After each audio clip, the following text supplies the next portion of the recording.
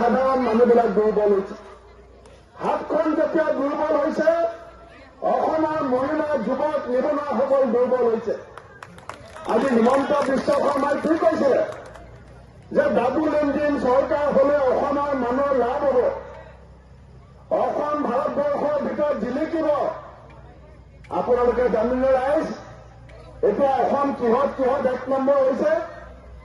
গোটেই ভাৰতবৰ্ষৰ ভিতৰত মদৰ দোকান বেছি থকা ৰাজ্যখনৰ নাম হৈছে অসম। আজি পেপাৰত টিভিত ওলাই আছে, হিমন্ত বিশ্ব শৰ্মা ডাঙৰীয়াই ইলেকশ্যনৰ পিছত পদূলিয়ে আৰু 300 মদৰ দোকান খুলিব। তৰুণ গগৈ ডাঙৰীয়াৰ দিনত শ্লোগান কি আছিলে? পদূলিয়ে চৰকাৰ। আৰু এতিয়া হিমন্ত বিশ্ব শৰ্মাৰ ডাইলগ কি? পদূলিয়ে মদৰ দোকান। ইলেকশ্যনৰ আগত ক'লে বছৰে 5 লাখকে চাকৰি দিম, 5 বছৰত 25 লাখ চাকৰি দিম। ইয়াত বহু টকা কাৰোবাৰ ঘৰত চাকৰি হৈছে নেকি? গুৱাহাটীৰ মানুহ আজি ইমান হেজাৰ মানুহ ইয়াত আছে।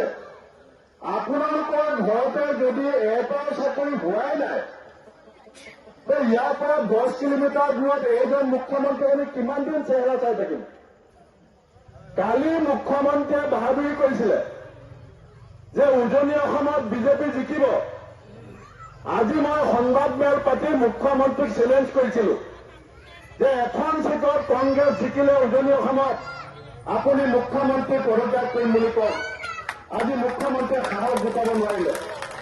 মুখ্যমন্ত্ৰীয়ে যোৰহাটত দিনে নিশা টোপনি ক্ষতি কৰি বহি লৈছিলে। গোটেই দিছপুৰৰ মন্ত্ৰী এমএলএ গৈ যোৰহাটত বহি লৈছিলে। যোৰহাটৰ মানুহে বিজেপি পদুম ফুলৰ শিপা উভালি ব্ৰহ্মপুত্ৰত পেলাই দিলে।